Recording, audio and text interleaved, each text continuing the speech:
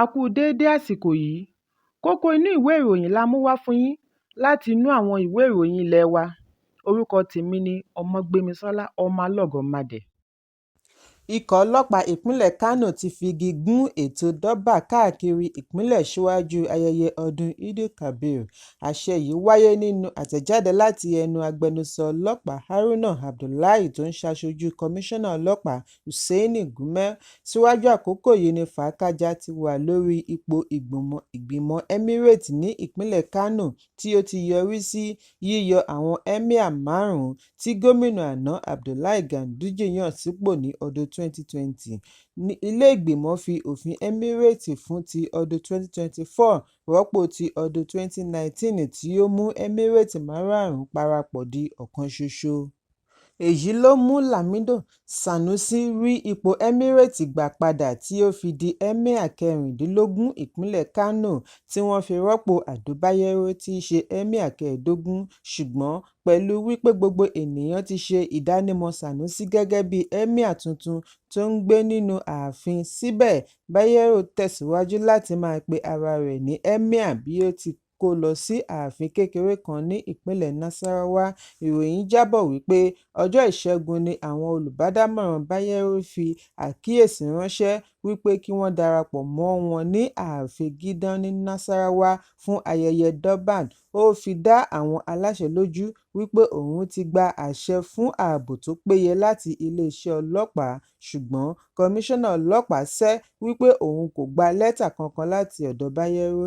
Ẹnìkan ní ìpínlẹ̀ Kánò sọ wípé Sanusi ni wọ́n ń retí láti darí ìrun yídì fún ti ọdún iléyá, ṣùgbọ́n ìgbésẹ̀ láti ọ̀dọ̀ àwọn alátìlẹyìn Bayero lè fẹ́ dá wàhálà sílẹ̀ láàrin ìlú. Láti dènà fàákàjà ní iléeṣẹ́ ọlọ́pàá ṣe gbégi dí ayẹyẹ Durbar. Ẹ̀kúnrẹ́rẹ́ ìròyìn yìí wà nínú ìwé ìròyìn Punch tó jáde lónìí. Ìwádìí ti ṣe àkíyèsí ìdúnàdúrà fún ẹran àgbò ní ọ̀pọ̀lọpọ̀ ìpínlẹ̀ ní ẹkùn àríwá orílẹ̀-èdè. Pẹ̀lú bí ọ̀pọ̀ ará ìlú ṣe ń kérora ọ̀wọ́n gógó rẹ̀, ọ̀pọ̀ àwọn mùsùlùmí òdodo tí wọ́n ń pòǹgbẹ àti ra ẹran ọdún ní agbára kò sí fún wọn látàrí gọbọi owó ẹran àgbò káàkiri ọjà.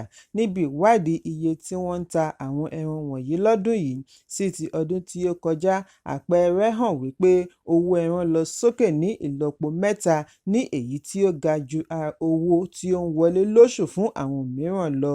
Ẹ̀kúnrẹ́rẹ́ ìròyìn yìí wà nínú ìwé ìròyìn Punch tó jáde lónìí.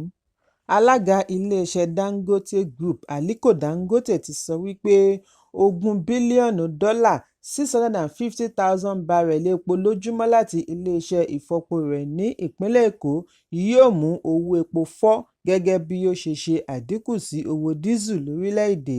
Dangote sọ èyí níbi ìpàdé Afreximbank Annual Meetings and Afro-Caribbean Trade and Investment Forum ní Nassau, Bahamas.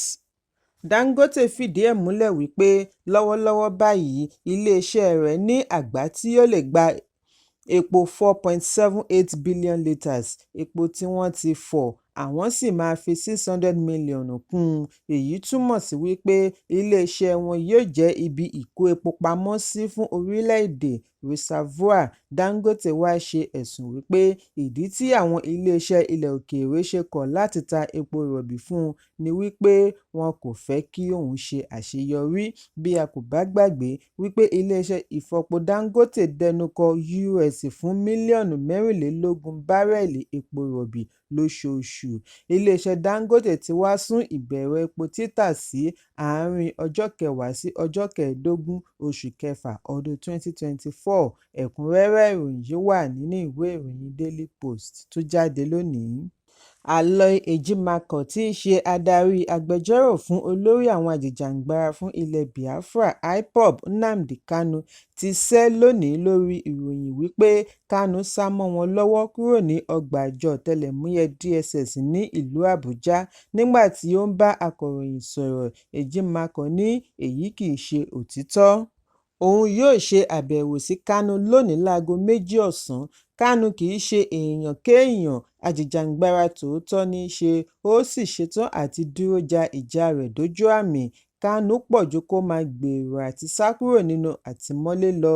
gbogbo akitiyan láti rí agbẹnusọ fún àjọ ọ̀tẹlẹ̀múyẹ́ DSS Peter Afunaya ni ó já sí pàbó. Kò gbé aago rẹ̀, bẹ́ẹ̀ ni kò fèsì sí àtẹ̀ránṣẹ́. Ìròyìn jábọ̀ wípé adarí IPOB sá kúrò ní àtìmọ́lé àjọ ọ̀tẹlẹ̀múyẹ́ pẹ̀lú ìwé ìpẹ̀jọ́ rẹ̀ ní Ọjọ́bọ̀. Ẹ̀kúnrẹ́rẹ́ ìròyìn yìí wà nínú ìwé ìròyìn Daily Post tó jáde lónìí. Oṣù mẹ́jọ lẹ́yìn tí ìjọba àpapọ̀ bẹ̀rẹ̀ sísan n35,000 àlékún owó oṣù sí n30,000 owó oṣù òṣìṣẹ́ tó kéré jù fún àwọn òṣìṣẹ́, bí wọ́n ti rọ àwọn ìjọba ìpínlẹ̀ kí àwọn náà ṣe bákan náà. Ìpínlẹ̀ 15 ni wọn kò gbé ìgbésẹ̀ yìí nígbà tí àwọn 7 san án fún ìgbà díẹ̀ kí wọ́n tó dáwọ́ rẹ̀ dúró.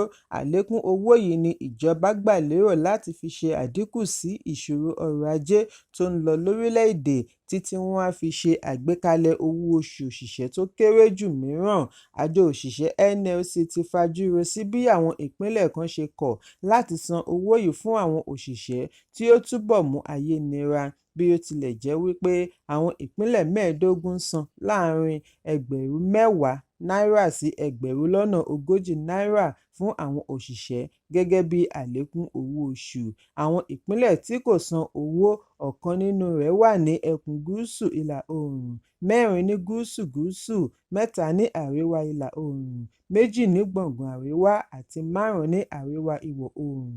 Lára àwọn ìpínlẹ̀ tó ń san owó láti rí ìpínlẹ̀ Èkó, Edo, Bayelsa, Imo, Enugu, Anambra, Ebonyi, Ondo, Ọ̀ṣun, Ògùn, Ọ̀yọ́, Èkìtì, Kano, Kwara, Cross River àti Taraba.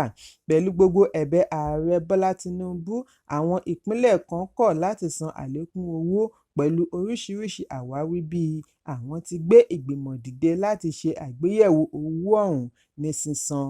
Ẹ̀kúnrẹ́rẹ́ ìròyìn yìí wà nínú ìwé ìròyìn Vanguard tó jáde lónìí. Kókó inú ìwé ìròyìn tòní kò ní jù báyìí lọ. Ẹ pàdé mi lọ́la fún àkọ́tún ìròyìn. Kí a tó lọ, ẹ má ṣaláì fi àríwísí yín ránṣẹ́, ìyẹn comment, kí ẹ sì bá wa subscribe sí ojúnà wa lórí YouTube kí kókó inú ìwé ìròyìn lè máa tẹ̀ yín lọ́wọ́ ní kíákíá.